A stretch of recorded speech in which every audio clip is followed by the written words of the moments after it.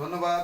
SSC নবম এবং দশম শ্রেণীর শিক্ষার্থীদের জন্য দেখো বোর্ডে ছোট্ট একটি এমসিকিউ অথবা শর্ট প্রশ্ন দুই ধরনেরই আসতে পারে।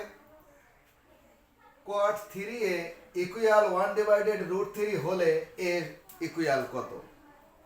আবারও দেখো cot 3a সমান 1/√3 হলে a সমান কত?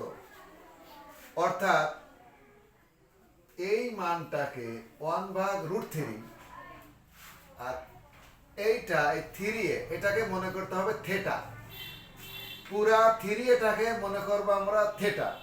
তাহলে বা এই cot থেটা 1/√3 cot কত ডিগ্রির মান? আবারও বলছি দেখো এইটাকে মনে করবো আমরা থেটা, তাহলে cot থেটা 1/√3 cot কত ডিগ্রির মান? আমরা জানি কি cot থেটা লিখলাম মানে 3a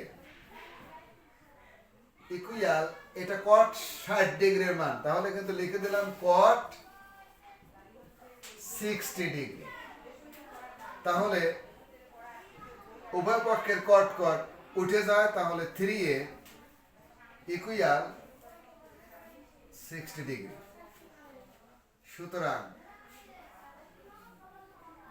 3 গুণন a ওই পাশে যদি ভাগ হয়ে যায়, অর্থাৎ a ইকুয়াল 3 দিয়ে 60কে ভাগ করলে 20 হয়,